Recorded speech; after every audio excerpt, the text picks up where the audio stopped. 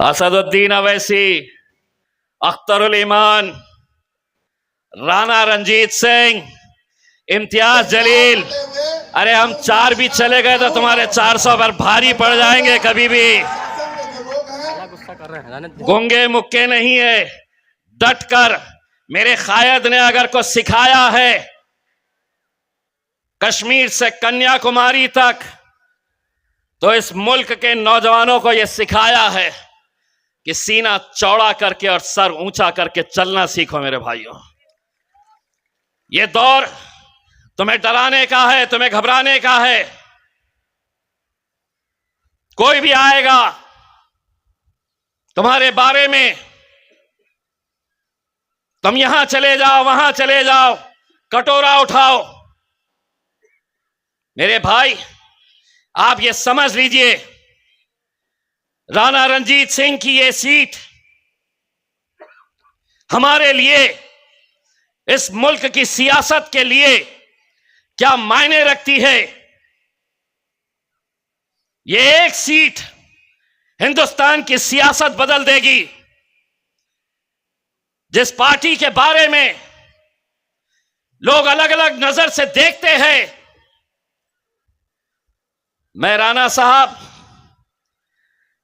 आपके अंदर सांसद से ज्यादा आने वाले वक्त में मजलिस इत्तेहादुल मुस्लिमीन के एक नेशनल लीडर की हैसियत से मैं आपको देख रहा हूं।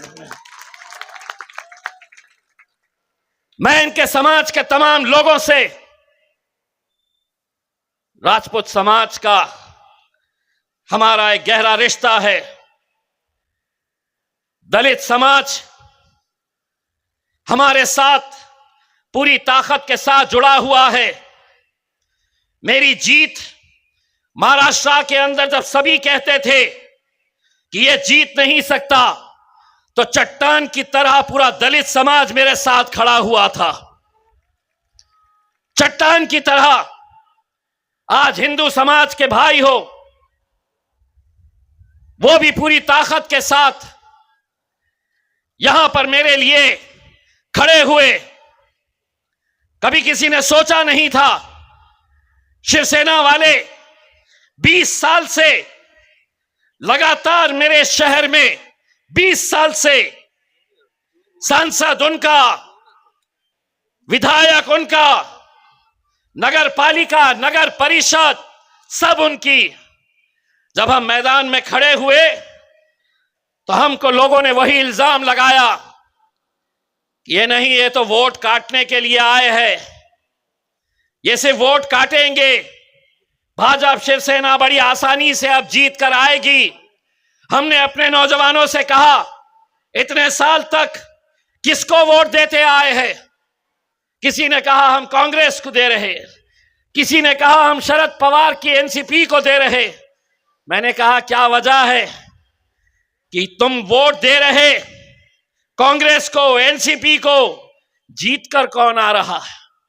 जीतकर शिवसेना आ रही है। मैंने कहा एक बार एक मुट्ठी बन जाओ, एक ताकत बन जाओ। मैंने लोगों से कहा अगर 3 लाख वोट लेकर इम्तियाज जलील अगर हारता भी है तो उस हार में भी मेरी जीत रहेगी, क्योंकि 3 लाख लोगों को मुत्तहिद करने का मैंने काम किया है। मैंने अपने नौजवानों से कहा, ऐसी थे जोश भरे तुम्हारे जैसे, मैंने कहा एक बार धक्का लगाओ तो सही। ऐसा धक्का लगाए 3 लाख तो दूर की बात, 4 लाख वोट दिलाए। शिवसेना के भगवे झंडे को हमने हटाया और वहां पे मजलिस के झंडे को हमने लहराए। वहां पे एक नेता आया, बोला ये एक्सीडेंट जीत गया, ऐसी अब नहीं जीतता। मैंने उसको वादा किया हूं 4 तारीख के दिन जब नतीजे निकलेंगे, इंशाअल्लाह इंशाअल्लाह इंशाअल्लाह हिंदुस्तान का सबसे बड़ा जश्न मेरे औरंगाबाद शहर के अंदर मैं मनाऊंगा। और उस जश्न के अंदर मेरे हरे झंडे अगर नजर आएंगे तो उसी जलसे में, उसी जुलूस में भगवे झंडे, नीले झंडे और पीले झंडे भी नजर आएंगे, क्योंकि ये मेरे मुल्क की खूबसूरती है। मैं आज आफ्ताब साहब के बाजू जरा नजर दौड़ाइए। हमारे सीनियर कायद है आफ्ताब साहब, उनके बाजू कौन बैठा है? एक मंदिर के पुजारी स्वामी, हमारा हिंदू भाई। इस स्टेज के ऊपर आपको दलित समाज के लोग मिलेंगे, राजपूत समाज के लोग मिलेंगे। दोस्तों, ये हमारे मुल्क की खूबसूरती है।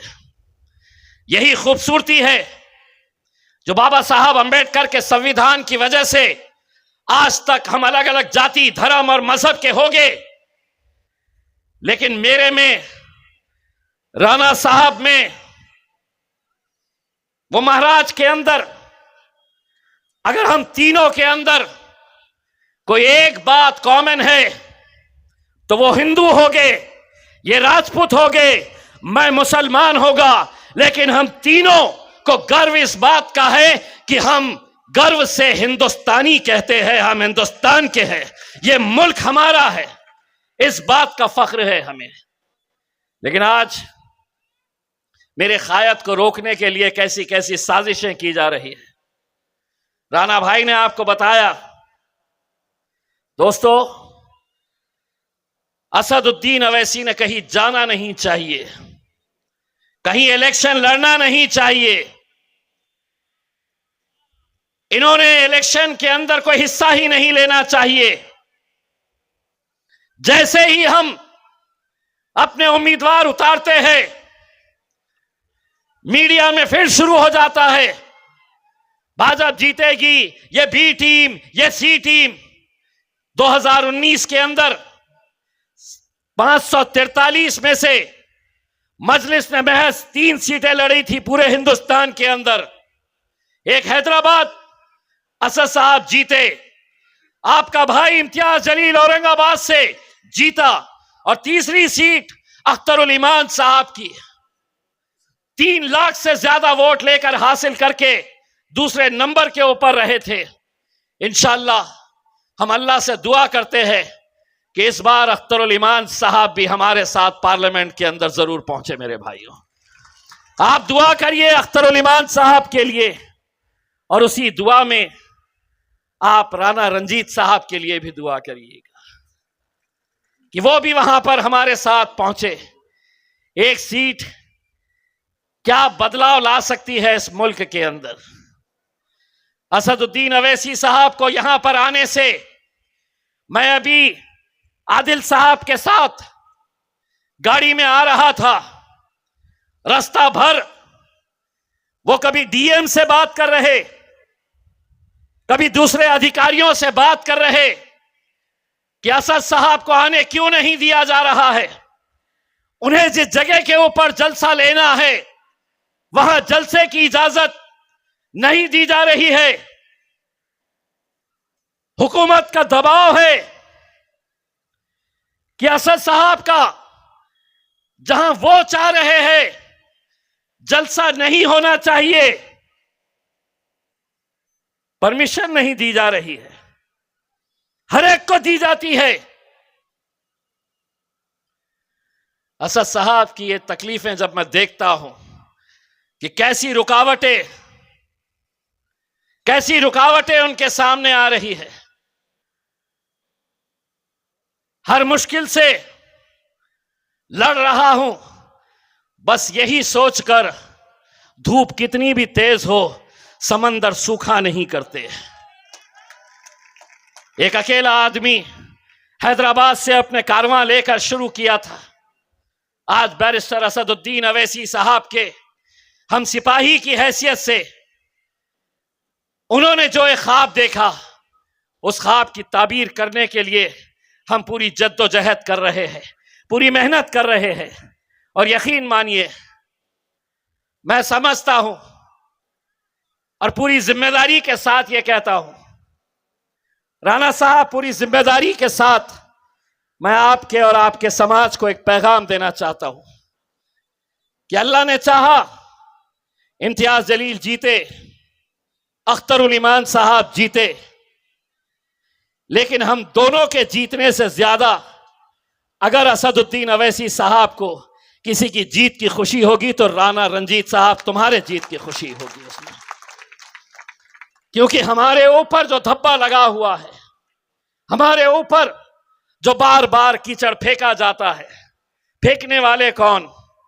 हमारे ही अपने लोग, हमारे ही अपने लोग जो अगले 2 दिनों तक आपके बीच में आएंगे, आपका मन बनाने के लिए, आपका जहन बनाने के लिए कि नहीं इनको वोट दिए तो किसी और का फायदा होता है।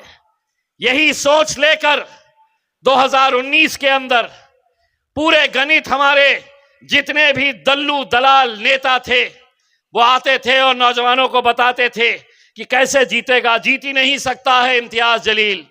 मैं कहता था कि इम्तियाज जलील से वोटों से नहीं जीतता है, तू जमीन पे हिसाब कर, मेरा हिसाब तो मेरा रब कर रहा है। और अल्हम्दुलिल्लाह यही हाल यहां पर भी हमें पता है। बहुत सारे मुसलमान लीडर तुम्हारी गलियों में आएंगे, होटलों में तुम्हें पकड़ेंगे, चौराहों पर तुम्हें पकड़ेंगे और कहेंगे कि नहीं, राणा रंजीत सिंह को वोट देना मतलब वोट बढ़ जाएगा। हमारे लिए कोई अपना नहीं है। जो भाजपा है वही राजद है, जो भाजपा है वही जेडीयू है, वही कांग्रेस है। हमारा अपना कोई अगर है तो सिर्फ मजलिस इत्तेहादुल मुस्लिमीन है मेरे भाइयों। हमारा कोई है तो बैरिस्टर असदुद्दीन अवैसी। तो जो भी आएंगे सबकी सुनो। वो जब उठ के जाने लगेगा तो उसको बोलो 75 सालों से मैं तेरी सुनते आया, उसका नतीजा ये हुआ कि पूरे मुल्क से मेरी क़यादत खत्म हो चुकी है। 75 सालों तक तू बोलता था, अब तूने मुझे समझाया, अब एक बात सुन, अब मैं बोलूंगा और तुझे और तेरे बाप को भी सुनना पड़ेगा। और सुनना यह पड़ेगा कि इस बार 25 तारीख के दिन आपको जाना है। 9 नंबर की निशानी पतंग, राणा रंजीत सिंह हमारा भाई, इसको जिताकर लाने की जिम्मेदारी आपकी है। मैं आपसे जाते जाते बस इतना एक वादा लेकर जाना चाहता हूं।